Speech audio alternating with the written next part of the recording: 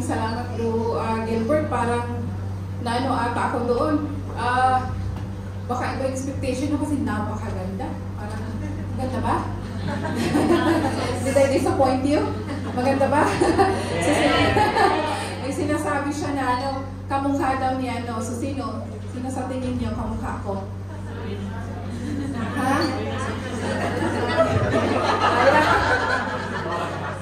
Maniniwala na talaga ako. VP sana pala talaga. So ayan, hindi ako nalakampan niya pero naka-green ako. Kasi siya favorite color ko. Ayan. So ayan, magandang hapon po.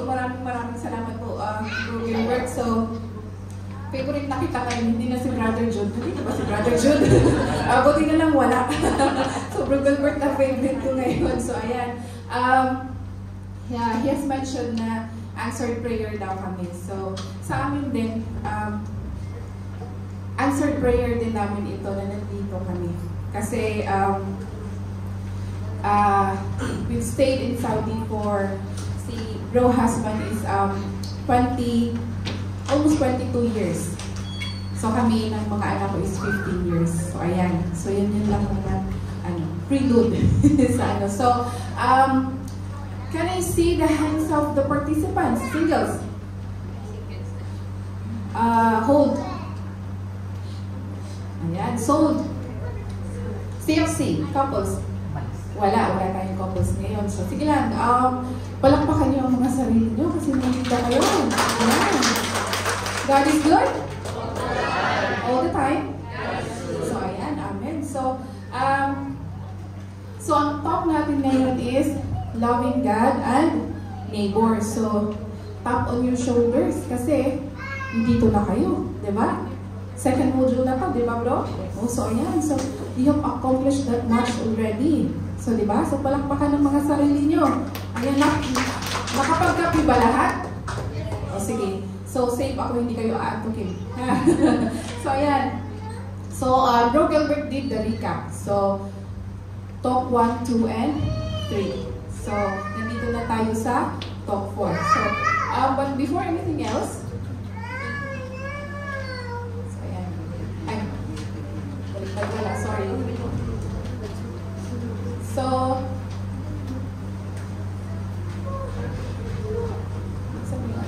sorry.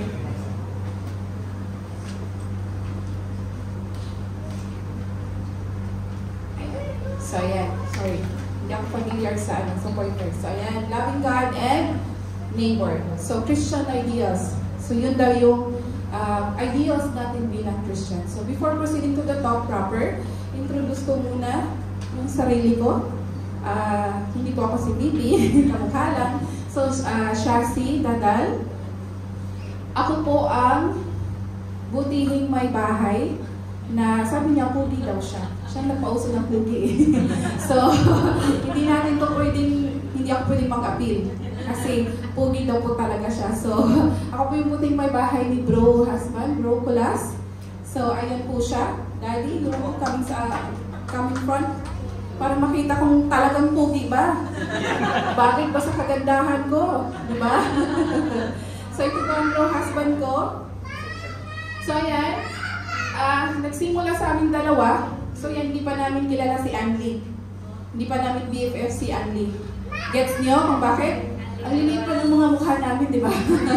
So ayan, ano sabi ng Panginoon?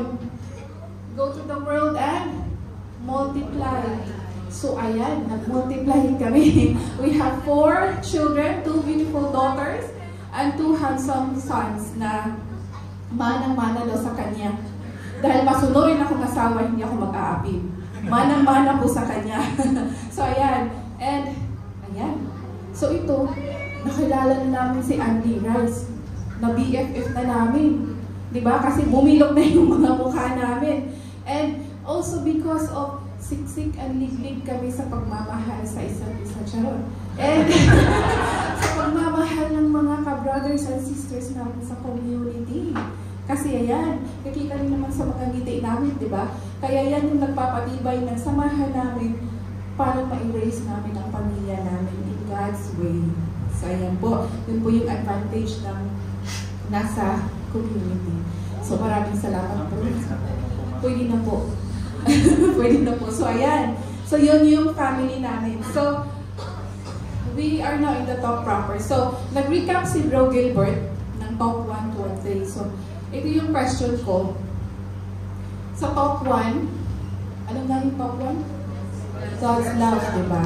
So, before, sino po ang nandito na nakakumpleto from top 1, 2, and 3, and from 4 na nandito complete? Can I see the hands? So, ayan, palakpakan niyo yung mga sarili niyo. And for those who are new, palakpakan niyo yung mga sarili niyo, diba? Kasi nandito kayo instead of somewhere else, diba? Nandito kayo para sa Panginoon. And, so ito yung question ko. Sa top 1, have you experienced the magnitude of God's love by opening your heart to receive the fullness of God? And in doing so, have you accepted that God, Jesus Christ, is your Lord and Savior by allowing Him to rule your life? Kasi yun, ng Jesus Christ, di ba? And then, have you, since ng top 3, have you turned away from sins and accept that God is our Savior? Nagawa po ba natin yon? Amen? Yes or no? Amen. So, ready kayo for top 4? Ready kayo for our top 4? Kasi our top 4 is loving God and neighbor. So, meron akong dito, activity. Huwag kayong mag-alala. Upo lang kayo. Hindi tayo, kasi pag group activity, pag group activity na naman, di ba? Pag estudyante pa. So, ayan, what would a Christian do? So, may papakita ako mga pictures, tapos sasabihin niyo, as a Christian, ano po bang gagawin natin? So, first one. Ayan, ano nakikita niyo? Aftermath ng natural calamity, di ba? So, in the picture, bagyo yan, for sure. So, as a Christian, ano po bang gagawin natin? Very good. Ano po, sis? Matutulungan bigyan ng Very good, 10 points. Diba? Ano natin, isama rin natin yung mga points niyo kasi may bibigay si Bro Gilbert sa graduation. Di ba, bro? Oo, meron. Meron bibigay si Bro Gilbert. So, Sis Luisa, i-chop down niyo pa yung mga points nila. Anong pangalan natin, sis? Sis Ashley, may 10 points. So, ayan. So, yan ang gagawin natin. Tutulong tayo. Hindi natin sasabihin na, nandiyan naman yung gobyerno. Diba? We are Christian. So, dapat ibibigay tayo kahit ano yung sakaya natin. And even, when you were in the ground zero, nandiyan ka. I know, nasalanta ka din. Meron ka din but as a Christian, masarap na natin na mas uunahin natin yung kapitbahay natin tulungan, di ba? Mas masarap ang feeling na yun, di ba? So, ayan, next one. Ayan. Nung gagawin niyo, pag may nakakita kayo ng ganyan, lalagpasan niyo lang? Sis? Tatawagin ko na kayo sis ngayon kasi nasa top 4 na kayo, di ba? Di ba? Amen. Palakpakan natin ang mga sisters natin. As a Christian, we give. Ano pangalan natin, sis? Sis Andrea. Ayun, may 10 points na si Sis Andrea. Naku bro, damihan mo yung ibigay mo. So ayan, we will give. Kasi minsan, iisipin natin, bakit ba ako magbibigay? Kasi kasalanan nila na bakit naging beggar sila, di ba? Minsan, yun yung mga natin. But, as a Christian, magbibigay tayo. Kahit simple mo lang yan, but God sees you. Di ba? So next one is, ayan. I'm sure interesting to. In the modern world, ano ito? Ano mga tawag yan in modern world? Katrina? Ako may nalala ko sa Katrina. Sis Katrina, ayan. Mga marites daw, hindi ka bigyan ng points ng sis, ha? So ayan, marites. As a Christian, if you are in that group, anong gagawin natin? Sis Katrina.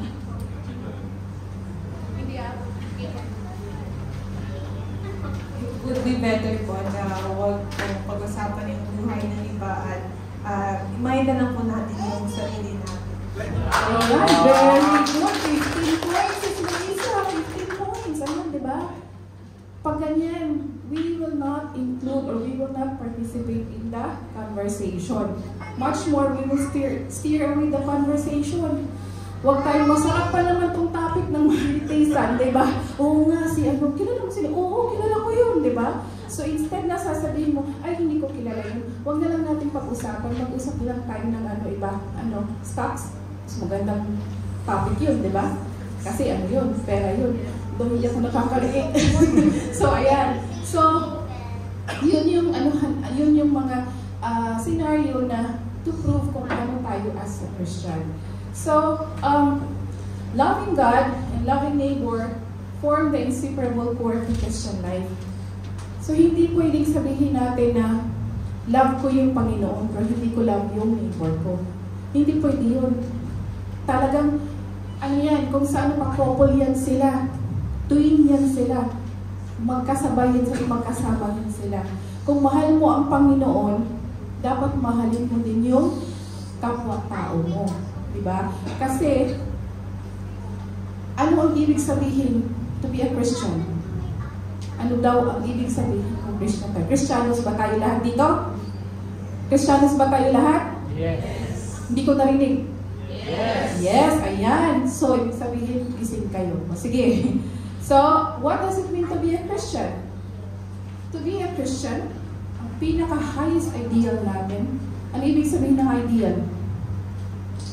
Yung mga teachers dito, bro Mike, so grown up, ano ibig sabihin ng ideal? Sis? Point, sige. Oh, yung standard or yung aim na kung ano yung minimiti natin. So, as a Christian daw, ang pinaka-highest ideal natin na yun ang talagang minimiti natin sa ating buhay is loving God. Yun yung pinaka natin, yung pinaka-purpose ng being natin. And how should we do that? Kasi yan, nakasaad yan, and it is a commandment also. Loving God is a commandment. So basahin po natin lahat para hindi antukin.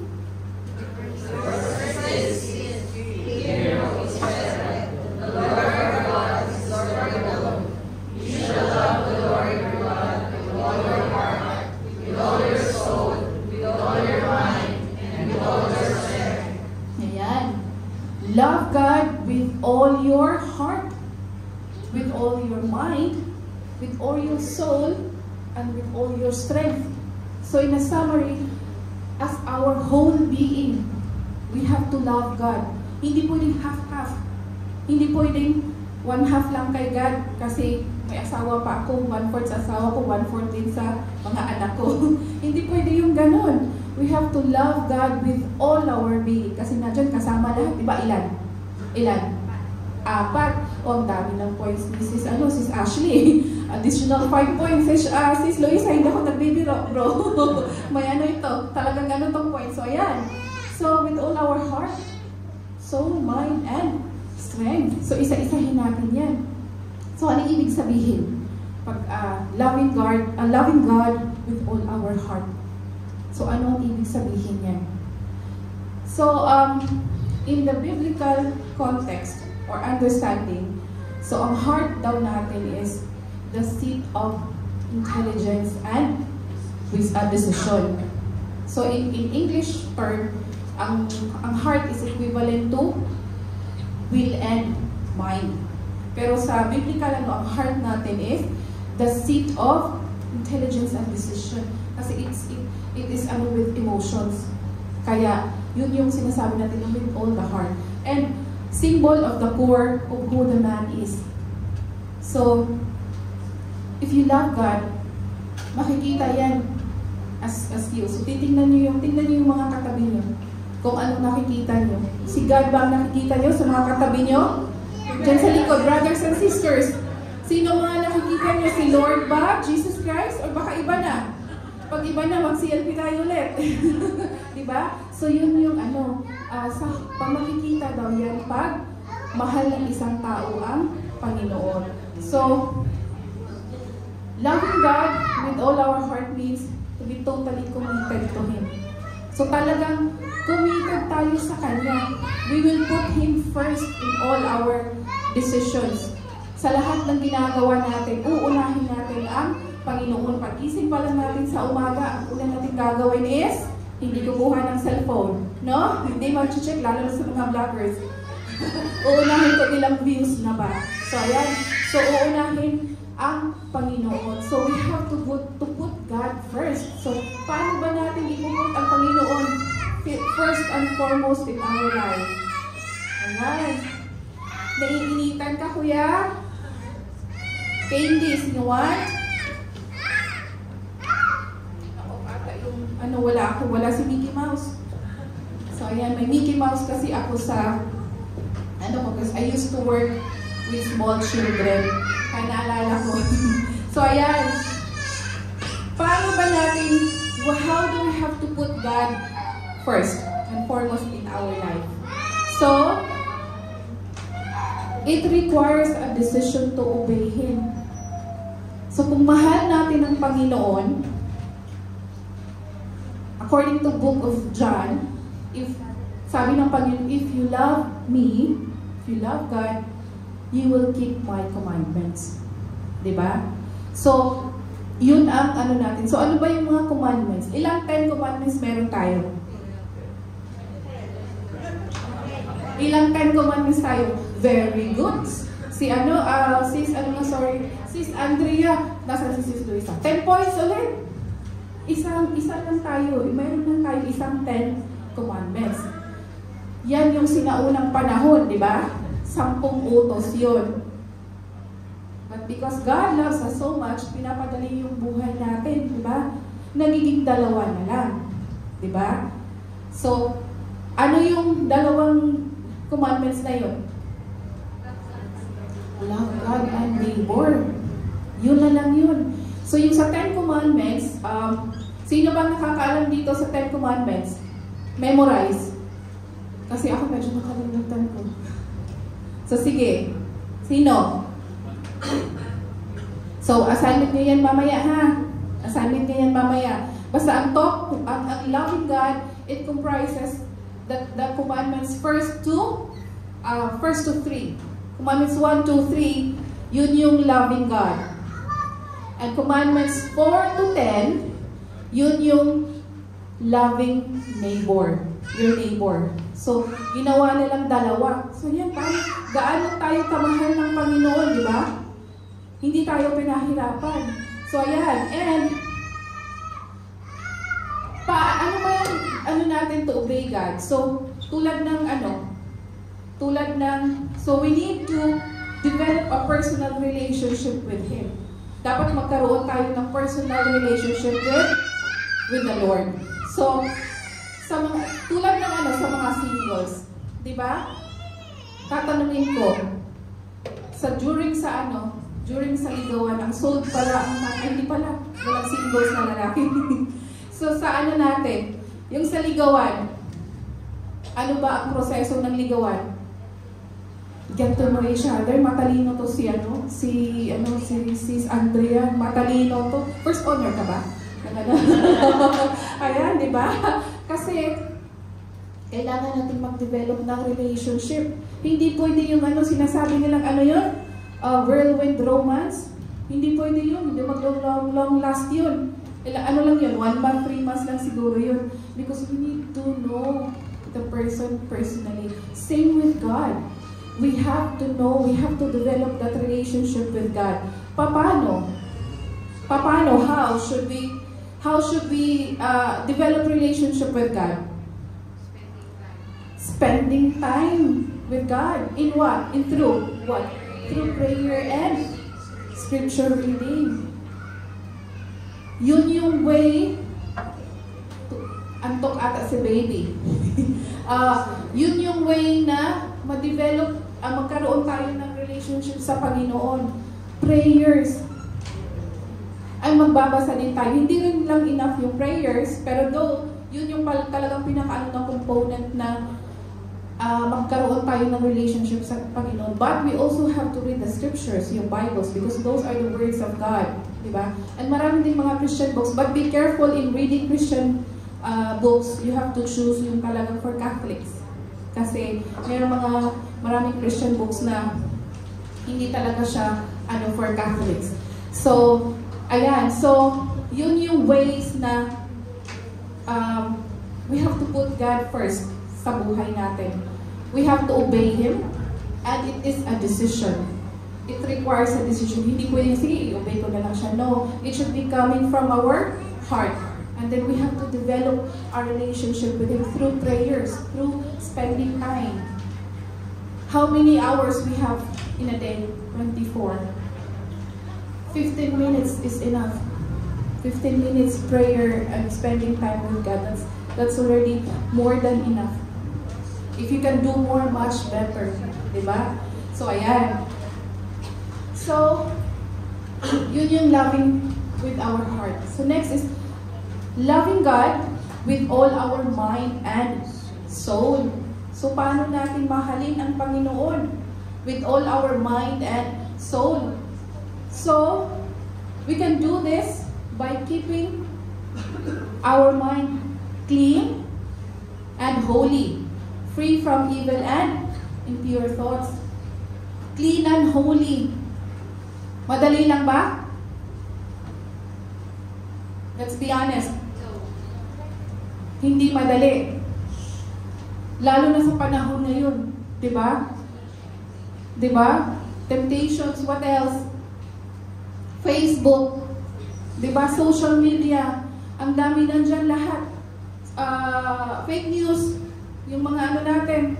Yung mga pina-follow natin yung mga vloggers na nagbibigay din ng mga fake informations, di ba?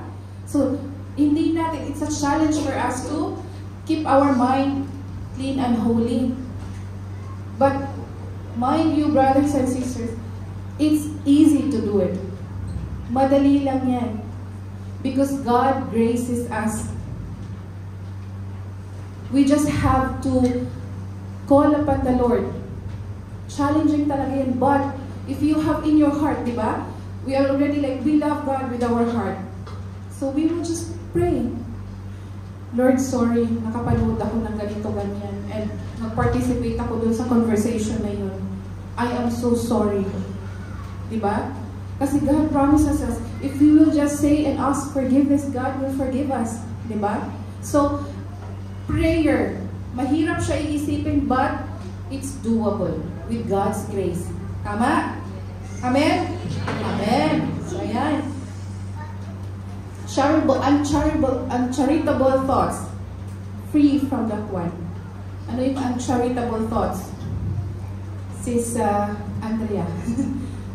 First honor kasi Sis Andrea dati for sure.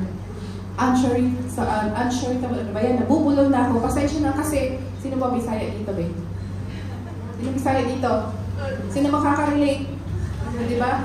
Lalo na, I'm really trying my very best na mag-Tagalog. Kasi, hindi ko naman sinasabi na hindi tayo makakaintindi ng English. Pero mas masarap kasi pag sariling wika natin, diba? Diba? So, as much as possible. Pero pag naubusan na ako ng Tagalog, mag-i-English na ako. Para maintindihan ako. Kasi mabubulong na talaga ang Bisaya na internet na to. So, ayan, uncharitable thoughts. Yung mga natin na hindi magaganda, unreasonable. Diba? Oo. Diba? Naiisip tayo ng hindi maganda sa natin. Free from suspicion that is strange relationships. Isa din yan. Yung iniisip natin, kumatawag si Sis Kat sa akin sa suspicion. Alam mo, Sis Kat, no? Alam mo, yan. share ko si brother husband kasi. Medyo matinig sa chicks. So, sabi ko, anong oras na hindi pa umuwi? Hala, iba na yung iniisip ko. Tapos sabi ko, nag-find mine na ako sa iPhone. Palaging nasa Chocolala. Yung in front sa yung taga-Fujairah dito, in front ng Chocolala, sabi ko, ano ba meron talaga dito sa Chocolala na to? Palaging nandito yung asawa ko. Siguro ang sa isip ko, pag mga ganyan, anong nag-form sa isip nyo? Sis, single ka pa, pero anong nag-form? May ibang tatakbo. So sabi ko, sino kaya makatakbo ng asawa ko? Hala, zoom ako ng zoom sa Google Maps, brothers and sisters, believe me or not. Zoom talaga ako ng zoom. Sabi ko, ano ba meron dito sa Chocolala na to? Yun pala tindahan ng mga paints. Kasi procurement, purchasing siya. So, bumili pala siya ng bumili pala siya ng mga paints para sa company nila. Diba? Buti na lang, nagbigay si Holy Spirit sa akin. Sige, i-zoom mo, tingnan mo kung anong meron dyan. Kaysa mag-conclude ako na may ka-tattoo siya, diba? So, diba? So, ayan. So, pag mga ganyan, pray pa rin tayo. Kasi ako, Lord, please, clean my thoughts. Kasi baka pag uwi ng asawa ko, nag-aabang yung tifal. Alam niyo yung tifal? Nag-aabang yung tifal para kay Broculas. So, ayan. And free from worries, knowing that God will take care of us. Sino ba ang warrior dito? Sino ang warrior dito? Sino? Sige, huwag mahiya. Huwag mahiya. Kasi ako mismo nag-worry ako. Yes, nag-worry ako. But, still, because I love God and I let God rule my life. Sa tuwing nag-worry ako, Lord, I surrender everything to you. Binibigay ko sa inyo lahat. Oh, sabi ni sis, 10 minutes lang, hindi pa ako nakakalahati. Pasensya na. Sa ngayon, dugtungan ko ng 10 minutes, sis. So, ayan. So, diba? So, pag huwag daw tayong mag-alala. Hindi natin, i-free natin kasi pag meron tayo yan, paano natin ma-love yung Panginoon? Uunahin natin yung worries natin, diba?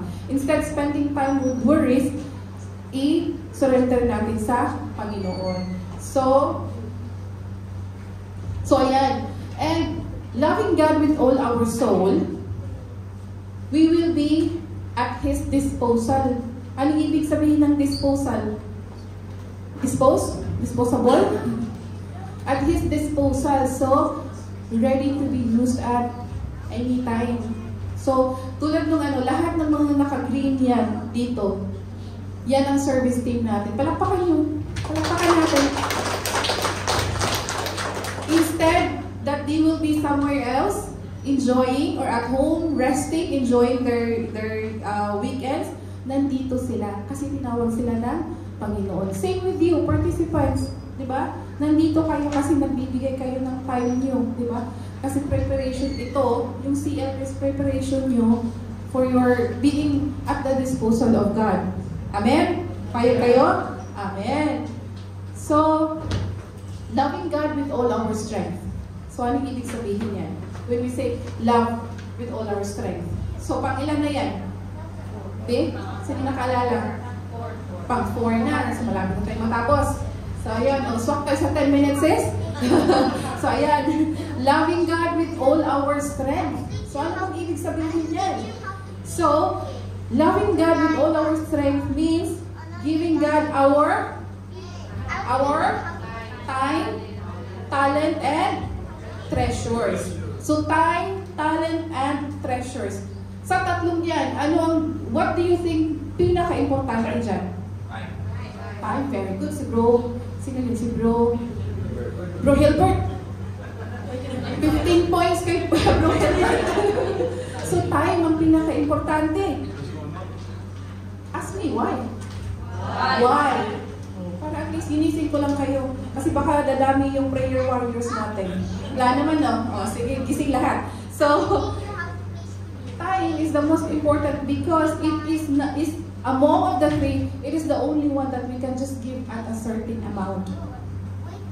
We can have more money, but we cannot have more time. What is happening today, what do you miss or what you're missing today, hindi mo na mababawi yan bukas. Okay? So you here, participants, listening to the talk, preparing yourselves to the CLP, you are giving time already. Diba? Nagbibigay na kayo sa time nyo. And today, it's a different time next Sunday. Totoo? Totoo. So, talents. Music me natin. Diba? Kung marunong kayong kahit naman konting kung nakapagkanta kayo ng A-I-O-O, mag-choir na kayo. Diba? Sali kayo ng choir. You have to give back what is God has given you. At kumanta kayo. Kumanta kayo ng malakas para marinig ng Panginoon kung anong klaseng boses ang binigay niya sa inyo. Diba? Joke lang. Pero yes, kasi hindi God shares is those who has given from the heart, di ba? Kumanta lang kayo, di ba, na masintonado. So ayan, so join na ako ng choir row, Gilbert. So ayan. So, and are you familiar with the parable of the talents? Sino familiar ng parable of the talents? The brothers and sisters din. Ayan, si Bro Gilbert, 50 points. Kasi tiyan natin to. Siya din magbibigay sa sarili niya. So, di ba? Parable of the talents. So, the talents. So, kasi dati, ang ibig sabihin ng talents is yung treasures, yung parang properties o parang binibigay ng mga masters dati. So, there were 3 servants. Aalis yung, ipa-fast track ko to kasi si Sis Bea, panay nang time. So, 3 servants, yung master aalis. So, nagbigay siya ng 5 talents, 2 talents and 1 talent. Kasi ang Panginoon nagbibigay ng talent sa atin, depende sa kakayahan natin. Diba? Hindi naman marunong ka kumanta. Though, meron talagang gifted na marunong kumanta, sumayaw, lahat na. Pero ayan, so 5, 2, and 1. So si 5, ang ginawa niya, kasi mahilig sa trading si 5, so ayun, nag-invest siya. Tapos close kasi sila ni 2, so nakisabay si 2. Sabi niya, sige, mag-invest din ako. Si 1, natatakot siya sa master niya kasi siguro yung master, di ba dati, typical na mga masters sa sinoong panahon is nagagalit. So yung sa kanya, binaon niya. So to cut the story short, bumalik yung masters, hihingi na ngayon kung nasa yung mga talents niya. Siyempre, ang 5 naging 10, si 2 naging 4, si 1, sabi niya, master kasi takot ako sa'yo, so binaon ko. So ngayon, nagalit yung master. So binawi sa kanya yung 1 talent na binigay doon sa 2. So yun yung noon na pag meron tayong talents, i-share natin and i-give back natin kasi baka kuhanin ng Panginoon, di ba? So at least meron tayong AIOO, pag hindi natin ginamit, wala na, na lang, di ba? So yan, talagang i-give back natin yung talents natin. And then, treasures. So, hindi ko sure kung familiar kayo sa parable of the widow. Not the persistent widow, but the giving widow. Ayan, na may nakita akong limayan ko. So, yun ang babasa ko ng Bible. Very good. So, di ba? Yun yung widow na mayroon na lang siyang 2 cents. So, sabi ng Panginoon, sinabi niya sa disciples niya, kasi binigay niya, yung 2 cents, yun na lang talaga ang naiiwan sa kanya. Yun na lang. Binigay niya. So, sabi ng Panginoon, she has given more what the riches have given. Bakit? Sabihin niyo ako ng bakit? Bakit? Dahil yung rich people, loose change lang yun eh. They have not depended on that one. They have not depended on the one that they have given. Pero yung widow, yun ang buhay niya, binigay niya, yun ang pagkain niya, binigay niya. Diba? So, yun din tayo. Kasi, dati pa nga, sa Leviticus, may sinasabi niya, dyan nagsimula yung tithing, na tenths of your land produce, ibibigay natin sa Panginoon. Yun yung dyan nagsisimula. And in fact, it's still happening now sa ibang mga congregations, di ba? Sa ibang mga na nagre-require sila ng 10%. But binago yan ni St. Paul when he sent the letters to the Corinthians. Sabi niya, each people has the decision to give what it is in his heart. Not compulsory, not reluctantly, but from the heart. Because God loves a cheerful giver. So, nakadepende. So, kung yung sibot ng simbahan mamaya, kung sino yung mag-church mamaya, so, pansinin niyo ha, huwag lang din kayo magbigay ng 1 dirham. Kung kaya na naman magbigay ng 10 dirhams, di ba? Kung pag-open yung my wallet, my 10 or 50, ano bibigay niyo? Kasi you have to love God with all your heart, your mind, and your whole strength. 50. Okay lang yan. Pinggan ko lang yan. Huwag yung sabihin kasi baka sinabi ni si Shasi doon, dapat 50 daw ibigay natin. Remember, not reluctantly and not under compulsion. Okay? It is from your heart. So, yun yung natin. So, Ayan, parable of the talents. So, tapos na tayo sa loving God. Ano nga yun ulit? Love God with all our... Kasi mamaya may quiz tayo. Ayan. So, when you have to love God, you have to love Him with all your strength. And, love your neighbor as you love yourself. Yun yung pangalawang commandment ng Panginoon. Let's all read together para mabawasan yung antok. You shall love the Lord your God with all your heart, with all your soul, and with all your mind. This is the greatest and the first commandment. The second is like it. You shall love your neighbor as yourself. The whole law and the prophets depend on these two commandments. So ayan, so ito yung sinabi ko na out of the 10 commandments, ginawa na lang niyang dalawa dahil mahal niya tayo, di ba? So ayan. And our perfect models for loving God are Jesus and Mary. Alam niyo kung bakit, di ba? Bakit? Tatanong na siya ng bakit. Alam, we should know about it. Kung kilala niyo ba si Mama Mary? And how she had followed and obeyed the Lord, di ba? So, ganun din sana tayo sa pagmamahal natin. Parehos tayo kay Mama Mary at kay Jesus Christ. Jesus Christ gave up His life. Diba? So yun yung doon tayo maako, we will benchmark that one na ganun yung pagmamahal natin. So Jesus, love as Jesus loves. Love as Jesus loves. If you have inculcated in your mind the God's love, you know how God's love, right? Alam niyo kung paano tayo minahal ng Panginoon. So we will love as Jesus loves. Walang ano yun, walang reservation. Buo yun, di ba? So, I give you a new commandment, love one another as I have loved you, so you also should love one another. So, hindi sa ibig sabihin, mahal kong Panginoon, pero kasi ayaw kita, hindi kita magiging love. So, ganun yun. So, who is my neighbor? Tatlong slides na lang, Sis Bea. So, tanungin natin, who is our neighbor? Dito naman ako sa likod, kasi marami na kayong points. Sis. Very good. Anong pangalan mo, sis? Sis Ana. Ayan, 10 points din kay Sis Ana. Nasa na yung tagalista natin ng points na wala. So, everyone around us, yun ang neighbor natin. Couples. Bro Mike, sino neighbor mo? Nag-prepare si Bro Mike. Sino neighbor mo?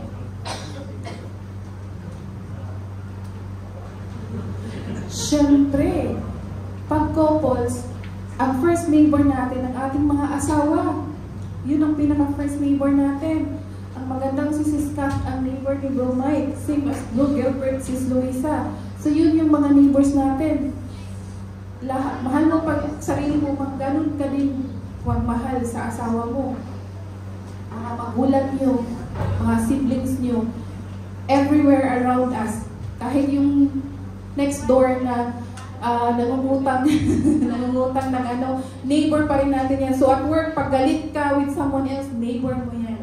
Okay? So, yun yung ano natin sa neighbor. Everyone around us is our neighbor. Kahit hindi natin kalahi, neighbor natin yan. So, ang tanong is, am I being neighbor to others? Neighbor tingnan nyo yung mga katabi nyo. Neighbor ba kayo sa katabi nyo? Neighbor ba kayo? Nagpapahiram ba kayo? Nagpapahiram kayo ng pera? Yun ba yung ano, pag neighbor? Magpapahiram ng pera? Nagbibigay ng sibuyas? Nagbibigay sa mga Bisaya, bahaw. Ayaw ko bahaw, kaya gutom ko. So, ayan. Diba? So, our neighbor. So, alam mo, Jesus in His teachings, He is being asked, and Jesus is very intelligent. Kasi hindi nagbibigay ng answer si Jesus in accordance to your, to satisfy your whim. Ganun siya, di ba? Kasi malalagay siya sa trap eh. So ano usually ang sagot ni Jesus pag sa mga ganyan? Pag tinatanong siya? Parables. Di ba? So, matalino to si Bro Gilbert. So, makumlaudi siguro to si Bro Gilbert. So, ngayon, what do you think is the parable ng neighbor? Sige, Be. Come on, 50 points. Good Samaritan. Sabi ko nga, sumakumlaw sa Bro Hilbert eh. Ayan. Parable of the Good Samaritan. You're familiar with it, right? So, Samaritan. Nakaspecify talaga Samaritan. Bakit hindi iba? Bakit Samaritan ang nakalagay? Kasi, the history goes back. Ang Samaritan kasi, this is in the Israel. Dalawang kingdom yun, north and south. Tama na ako, Bro Gilbert, south. So, north is Samaritan, ang ano is Judea. So, yung mga Jews. So, sila yung nandoon sa kabila. So, parang ano yan? Ano ba yung sa modern world yan? Para maintindihan nyo kung gaano sila kagalit sa isa't isa. Ang Samaritan and Jews. North Korea and South Korea. So, ganun yan dati. Diba? South Korea, hindi ka pwedeng pumunta ng North Korea. Ganun sila ka. So, Good Samaritan. So, ano siya? He was being attacked by thief. So, binugbog siya. So, to cut the story short, maghihinain siya. So, first come by sinong unang dumaan? Sinong unang dumaan? Priest. Ang priest ang unang dumaan. He did not help. Kung nakita niya, he went to the other side. The next one is the Levite. Sino yung Levite? Doon sa unang panahon. Sila yung nagtumutulong sa mga priest. So, same thing, he went to the other side. The next one comes the Samaritan.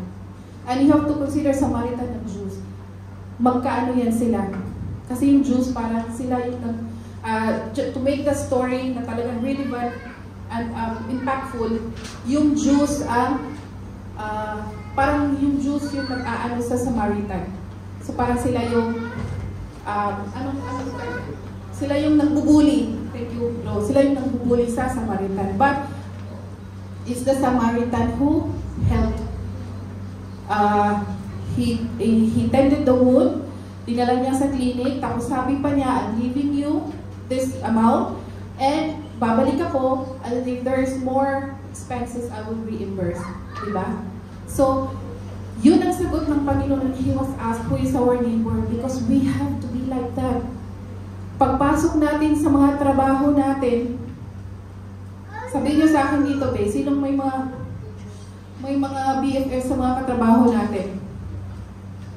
Wala? Wow, very good. Very good pala ang mga pagpasok natin sa work. Kasi minsan, pagpapasok natin sa work, pero talaga tayo, kasalubong pa lang natin, wala na. Babalik ka na sa kabilang di ba? So, with that, we have to remind, we have to anchor ourselves with how much we love Jesus and how much Jesus loves us. So that we will have that grounding, we have that grounding point na gaano man ako galit sa iyo, gaano man ako tinapaktapakan, you are still my neighbor and I will be still your neighbor. Yun yung sinasabi ko sa mga anak ko, always choose kindness. Mahirap, pero kaya natin yan, di ba? So, ayan. Conclusion na, Sis Bea. Conclusion na. So, ayan. So, yung loving God daw, ina-associate na para siyang cross. Kasi, cross upwards to God. And, yung is horizontal to our neighbor. Hindi pa ako sasayaw ng uhay. Gusto uhay din. So, ayan. So, God, upward, and sideward is to our neighbor. So, yan yung representation din ng cross. So, before we go to our share, ipapabaon ko ito. It's a sad week for us, right? But this is what I really love about Pope Francis, because he has left us. Magaling siya sa mga ganito eh. Napaka-full of wisdom niya. Diba? So what does he say? To love God and neighbor is not something abstract, but profoundly concrete. It means seeing in every person and face of the Lord to be served. To serve Him completely. And you are, dear brothers and sisters, is the face of Jesus. So the next time magalit ka sa katabi mo, tingnan mo muna, it's Jesus Christ. Kaya mo bang magalit? The next time na nagagalit ka sa asawa mo kasi pag uwi mo wala kang ulam, magagalit ka ba? Hindi, kasi si Jesus Christ yan. And there's another take I'm gonna give you. This is from Saint Teresa. She became a saint, right? She was not saint. So it is not enough for us to say I love God, but I do not love my neighbor. Saint John says you are a liar if you say you love God and you don't love your neighbor. How can you love God whom you do not see? If you do not love your neighbor whom you see, whom you touch, with whom you love. So how can you say daw, I love God, na hindi mo nakikita si God? But you say, I don't love my neighbor, na nandyan yung neighbor mo. So, so yan ang iisipin natin, hindi siya pwedeng paghiwalayin. Loving God and loving neighbor is talagang magkasama yan. Okay? So, before tayo mag-conclude, meron tayong sharer para sa talk na ito.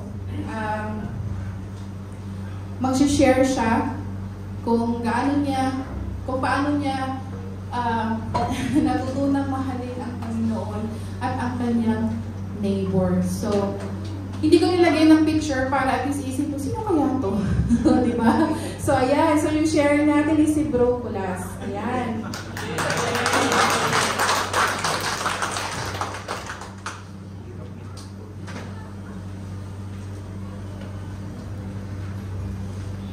Good afternoon po sa lahat. Magandang hapon po. God is good. All the time. All the time. God is good. Ayan. Hello po sa lahat. Ako nga pala si Bro Kulas, ang tagasunod ng ating kasama. Kasi alam niyo na, tipal, at saka ano pa yung sinabi niya kanina, tipal, tsokolala. Napakahirap po. Alam niyo yung topic na to, loving thy neighbor, is mahirap para sa akin. Kasi tawag nito, having a wife like that, mahirap po sabi, I love my neighbor. Baka bugbog ang mangyayari sa akin, ano? Bro, may ba't na Kasi love thy neighbor, well, kidding aside, mga sis, mga brothers, you know, hindi, yung isi-share ko po sa inyo, hindi po ito pang maalala mo kaya. But a twist in my life. Bakit ko na love ang Panginoon? There comes a time sa atin, no? Kanya-kanya tayo ng pinagdaanan sa buhay. Wherein, tinatanong natin sa isa't isa na, Lord, bakit ganito yung nangyayari sa buhay? No? In as much that I do, nagpipray ako sa inyo, nag-aano ako sa inyo, ganito, ganyan, but still, nandyan yung turmoil sa buhay mo, nandito yung pahirap, ganito. Bakit nakikita ko sa iba, napaka-maaliwalas ng buhay? So, natanong nyo ba sa sarili? No? So, palagi po ganyan yung buhay ko. Sa mga tuwid, when I was still in high school,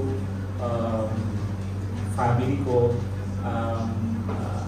we are a Christian family. My mom is a, tawag nito yung, yung nagsiserve sa church, yung nanay ko, tapos sumasama ako, nagsisimba ako kay nanay, together with my mom, kumakanta sila ng Alive, yun, kumakanta din ako when I was young. Then, napunta ako sa high school, then I joined yung Knights of the Altar. Alam niyo po ba yung Knights of the Altar? Naging sakristan po ako. Naging masunurin po ako hanggang sa palagi po akong sinasama ng priest. But, alam niyo naman po, na tawag dito na tao lang. Tao lang po ako. Nakikita ko yung mga tawag dito na hindi kaaya-aya sa aking paningin. And from there, yun po ang naging puwang sa tawag nito, yung pagre-rebel dito. And I forget the Lord. Naging ako sa makabundong mga ginagawa. I've been into drinking, I've been so many things na tawag nito sa buhay ko. But, to tell you honestly, brothers and sisters, pag mahal ka ng Panginoon, hindi ka niyang kababayan. Darating at darating ang panahon na ika'y tatawagan. That is what we hope God's calling.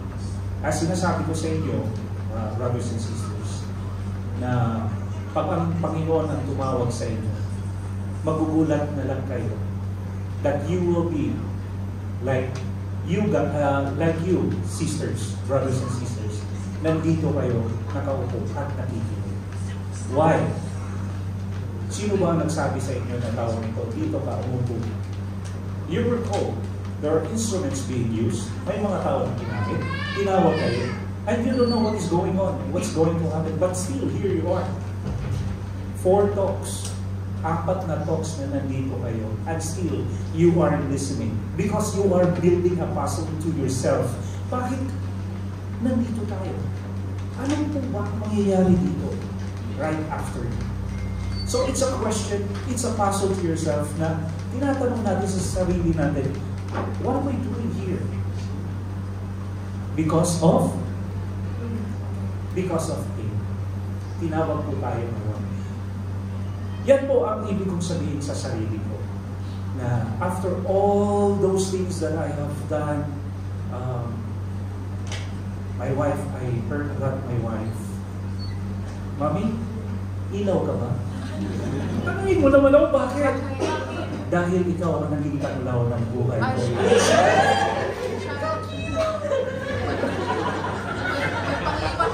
Ang sarap isipin yung isipin, no?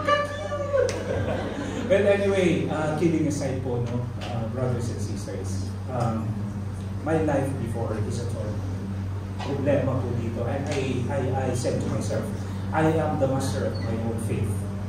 No? Sabi nga natin, what you sow is what you reap. So kung magagawa ko ng ganito, ito yung makukuha ko. But without the guidance and without the plan of the Lord, kahit ano po ang gagawin ninyo sa buhay niyo, still, mahihirapan at mahihirapan po kayo. Because God is the architect of our life. He is the engineer of our life. So, sa madaling sabi, within a snap of a finger, yung buhay mo ay mababago, same as mine. Sabihin ko sa inyo, when the time comes na we are in the brink of hiwalayan ng pamilya, wala na talaga. So, kumbaga, hibla na lang ang natitira. Kung may isa sa amin pagsasabi, this is it. Hiwalay na po tayo. Hiwalay na tayo. And it will happen. Ganun na lang. You know what my wife did to me? Sabi niya sa akin, I was invited by my neighbor, Tita Gigi.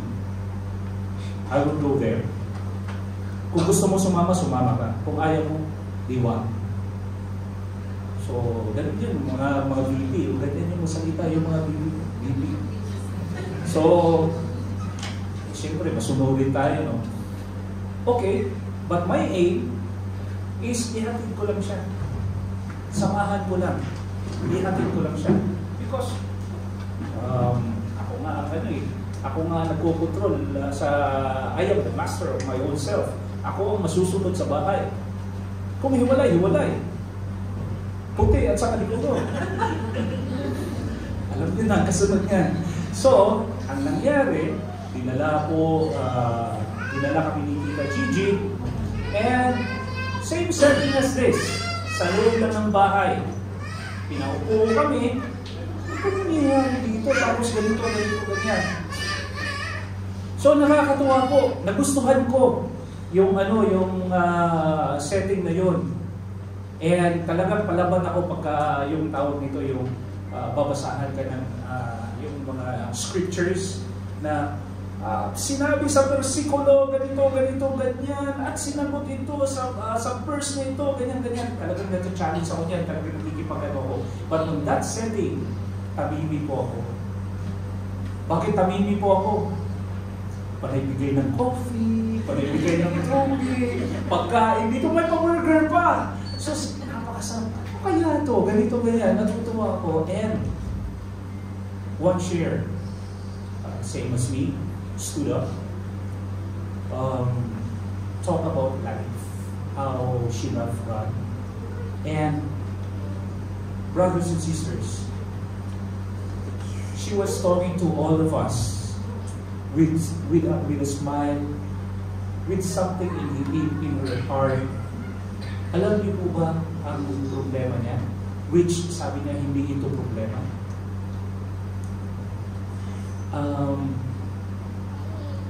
May tanim na po ang buhay. After a week na nagsalita po siya in front of us, we hear the sad news.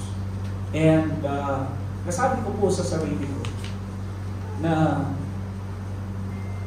yung mga problema natin sa buhay na pinagdaraanan natin na sinasabi natin na, Lord, bakit ganito yung buhay ko? Bakit palaging mahirap ganito, ganyan yung nangyayari sa buhay ko? Come to think and listen. And pag-isipan natin yung mga nasa tabi natin. Who knows, hindi po natin alam kung ano ang mga pinagdaraanan nila.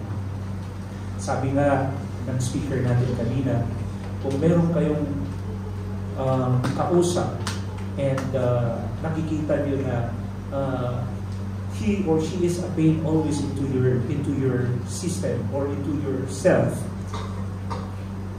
pag-isipan natin kung ano ba ang nangyayari sa buhay niya. Maybe yan po ang nag-uudyok sa kanya na maging gano'n. We have to understand and we have to love our neighbor. Pagka po tayo tinawag ng Panginoon at sinabi sa atin, I need you, please, tanggalin natin ang lahat at be with Him. Dahil mahal po kayo ng Panginoon. Amen? Amen! Yun lang po at maraming salamat.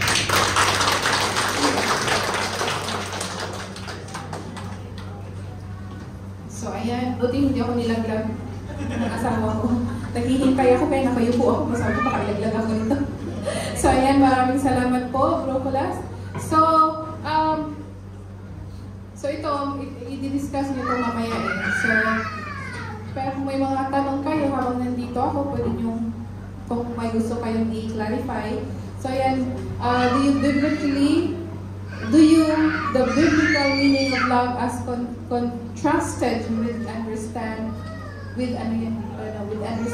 that of the world. So, ano mo daw? So, i-discuss nyo yan sa GDL nyo mamaya. And how have you failed to love in every life? Paano daw kayo sumablay sa iyong pagmamahal sa amin? And then nag-uusap tayo ng points kanina. Siyempre, may assignment tayo. Diba? So, ayan, meron tayong random act of kindness. So, i-discuss ito further ng GDL mamaya kung anong gagawin nyo. But, kasi nandito tayo, hindi siya lahat applicable sa atin. But, it's just in your own way. Yun na lang, in your own way, paano po kayo, how are you gonna be kind to your neighbor? So, yun yung yan. So, i-discuss furthermore yan ng GDL mamaya. So, ito yung, and then, ipopost sa social media. So, tanongin nyo lang kung saan yung pwedeng i-post. And ito yung mga suggested na yung feed the hungry. Hindi ata yan, I'm not sure if applicable dito. Pero kung may mga alam kayong mga OFWs na, di ba? I'm not sure if it's also happening here. Kasi marami po yan sa Saudi, lalo na yung mga na-endo. So, kung may kilala kayong mga ganyan, you can do so. So, depende na lang po kayo kung anong yan. So, give water to thirsty. So, marami yan. Ito din yung, the homeless, wala tayo ata dito. Clothe the naked, hindi rin ata. So, comfort the sick. Kung may alam naman kayo may nararamdaman, diba? So, you can pray for them. Kung and then visit the person. Ayan, hindi tayo pwede dito. So,